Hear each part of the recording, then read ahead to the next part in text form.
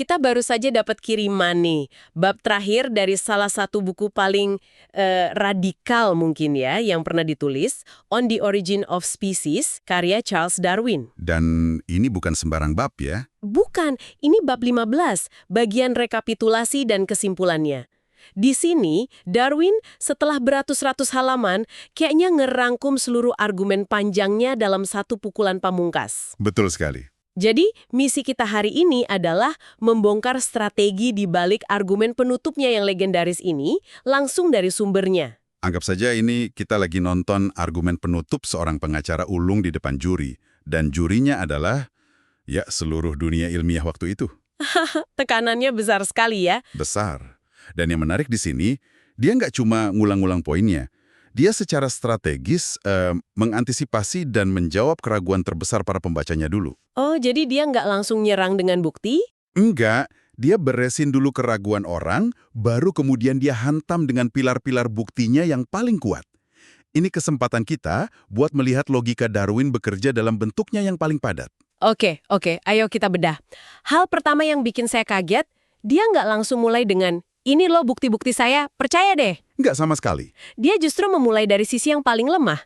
Dia seolah bilang, saya tahu apa yang kalian pikirkan, saya tahu ini kedengarannya gila. Dia langsung hadapi keberatan-keberatan paling fundamental. Cerdik sekali. Sangat cerdik. Dia tahu persis di mana letak keraguan terbesar orang. Dia menyoroti dua hal. Yang pertama, masalah organ yang sangat kompleks. Mata. Selalu contohnya mata ya? Selalu mata. Dia bertanya, gimana caranya organ serumit dan sesempurna mata bisa muncul hanya dari tumpukan perubahan-perubahan kecil, secara acak, selama jutaan tahun? Bagi imajinasi kita, ini rasanya nggak masuk akal kan? Nggak masuk akal. Dia bahkan mengakui sendiri kalau gagasan ini cukup untuk mengejutkan siapapun. Dia nggak meremehkan keraguan itu. Tentu saja, membayangkan mata elang yang super tajam itu terbentuk selangkah demi selangkah dari sekedar sel yang peka cahaya, itu lompatan imajinasi yang besar banget. Terus, apa keberatan besar yang kedua? Yang kedua, itu masalah klasik, ketiadaan bentuk-bentuk transisi. Atau yang sering kita sebut, mata rantai yang hilang. The missing link. Itu dia. Dan Darwin sendiri yang mengajukan pertanyaan ini. Dia bilang, kalau semua spesies itu berevolusi perlahan dari nenek moyang yang sama, kenapa kita nggak lihat bentuk-bentuk peralihan ini di mana-mana? Kenapa alam nggak jadi satu kekacauan bentuk yang campur aduk gitu ya? Akses. Kenapa spesies yang kita lihat sekarang tuh batasannya jelas banget? Pertanyaan yang bagus. Kalau teorinya benar, harusnya ada makhluk setengah reptil, setengah burung, atau setengah ikan, setengah amfibi yang berkeliaran di mana-mana kan? Seharusnya begitu, menurut logika awam. Terus gimana Darwin menjawab serangannya sendiri ini? Nah, di sini kejeniusannya mulai kelihatan. Untuk fosil, dia minta kita bayangin sejarah bumi ini kayak buku raksasa dengan ribuan halaman. Tapi, Kita cuma nemu beberapa sobekan kata di sana-sini. tepat, catatannya luar biasa bolong. Menemukan fosil itu sendiri udah keajaiban, bukan aturan. Jadi berharap menemukan setiap tahap transisi itu ya mustahil. Oke, jadi argumen pertama adalah bukti kita memang nggak lengkap, masuk akal.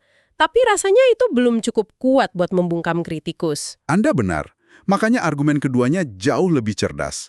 Dia bilang, proses seleksi alam itu sendiri secara aktif memusnahkan bentuk-bentuk perantara. Tunggu, justru prosesnya yang menghilangkan jejak. Gimana tuh? Bayangkan seleksi alam itu kayak perlombaan teknologi. Versi 2.0 dari suatu spesies bakal jauh lebih efisien daripada versi 1.5. Oke. Dan versi 1.0 yang udah mapan juga masih punya pasarnya sendiri. Siapa yang bakal punah duluan? Ya, yang versi 1.5 itu, yang nanggung. Tepat.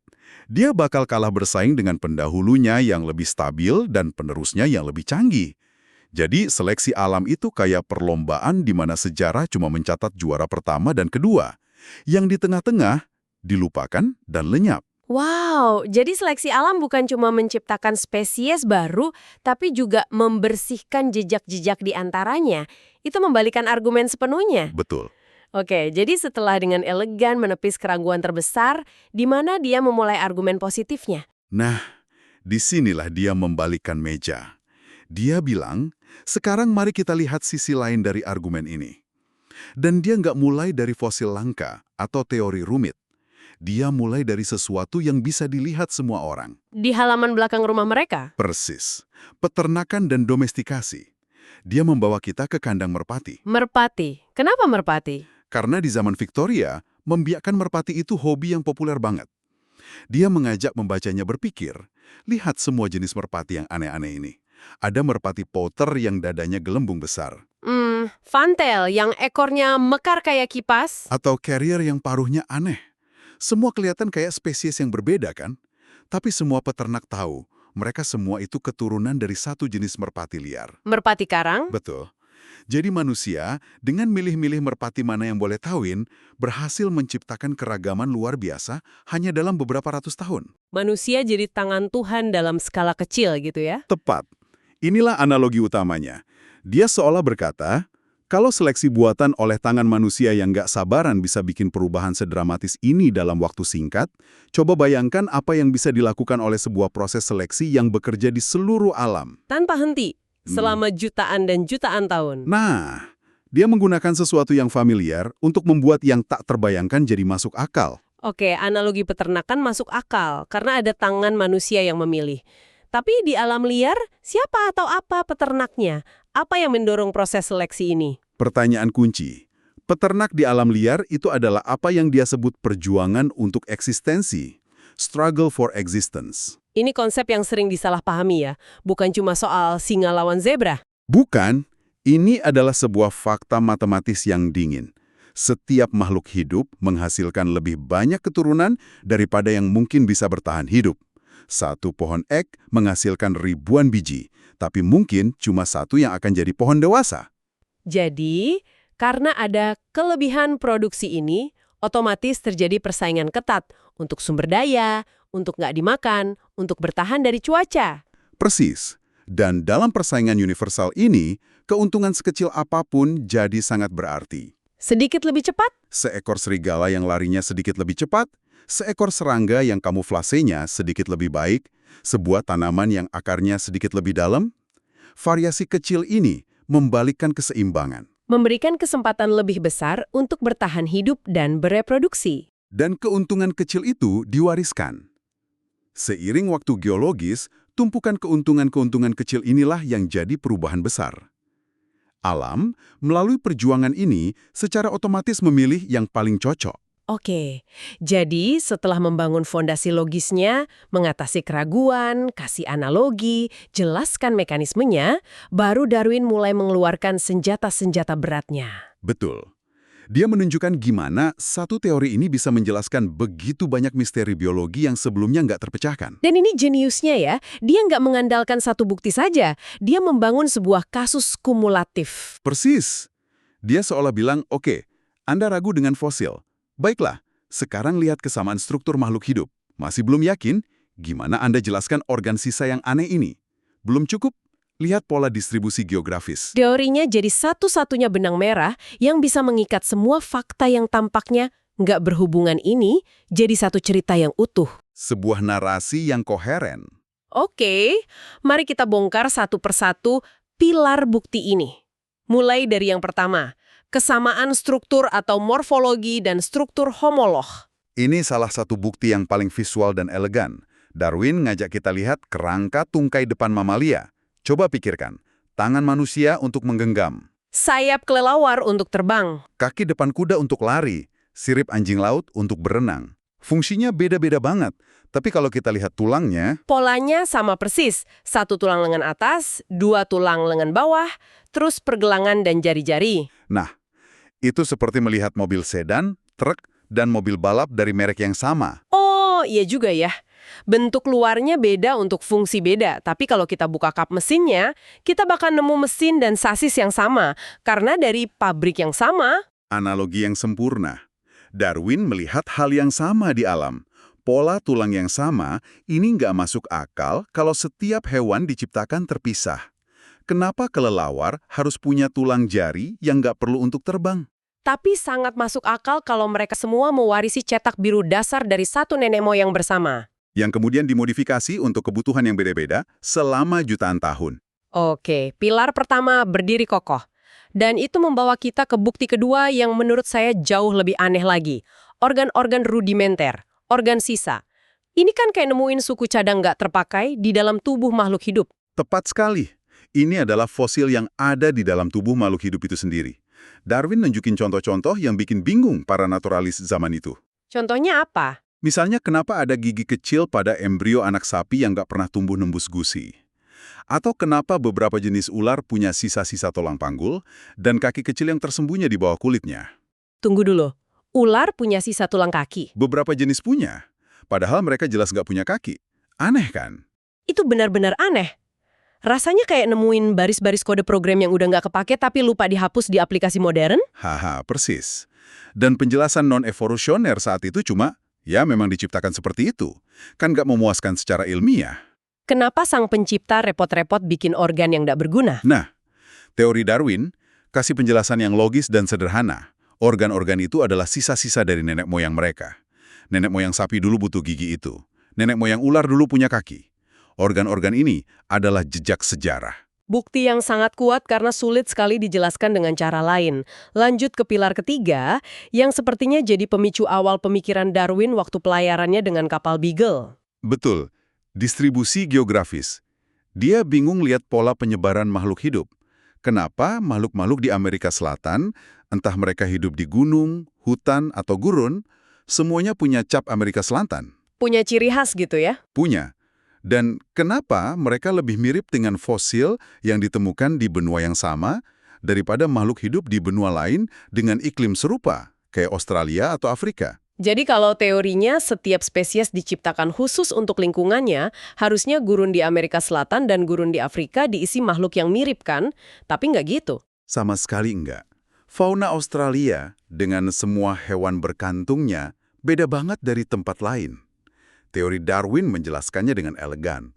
Makhluk hidup di suatu wilayah adalah keturunan dari penghuni awal wilayah itu.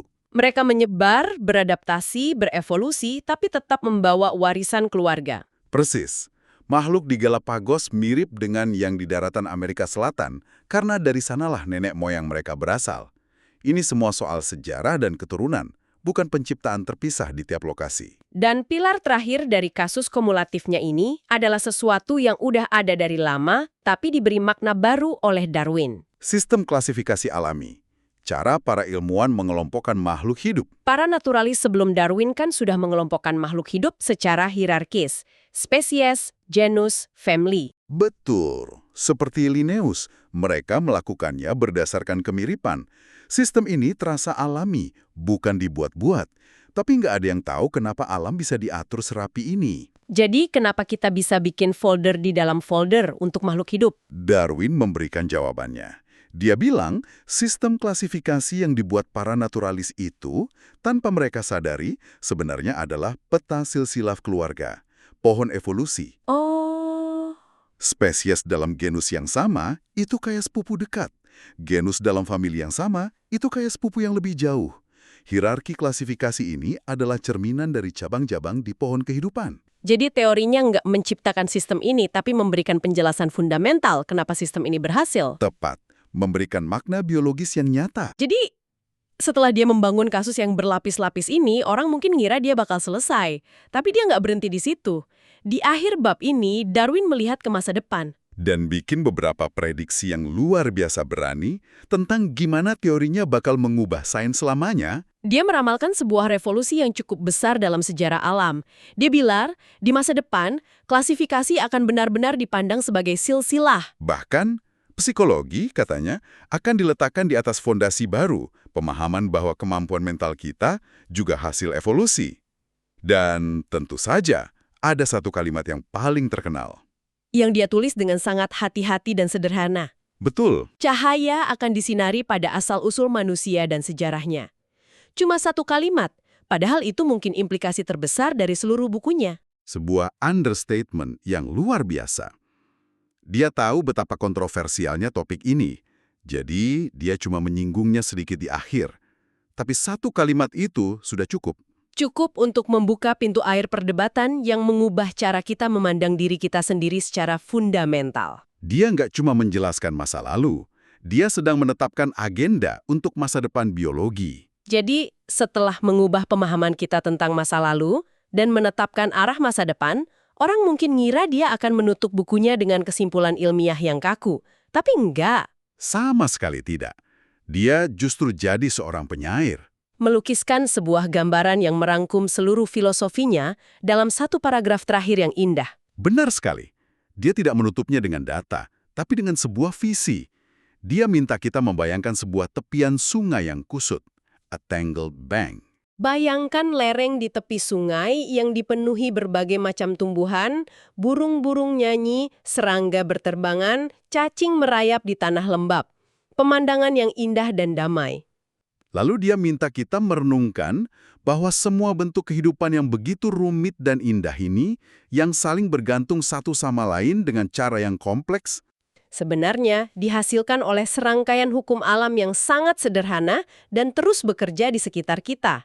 hukum-hukum itu katanya adalah pertumbuhan dengan reproduksi, pewarisan sifat, variabilitas, dan yang terpenting, seleksi alam yang merupakan konsekuensi tak terhindarkan dari perjuangan untuk hidup. Dia menutupnya dengan kalimat yang luar biasa kuat. Ada keagungan dalam pandangan hidup ini. Bahwa dari perang alam, dari kelaparan dan kematian, secara langsung muncul objek paling mulia yang dapat kita bayangkan, yaitu produksi hewan-hewan yang lebih tinggi. Dia mengubah proses yang tampak brutal dan acak menjadi sumber dari semua keindahan dan kerumitan yang kita lihat.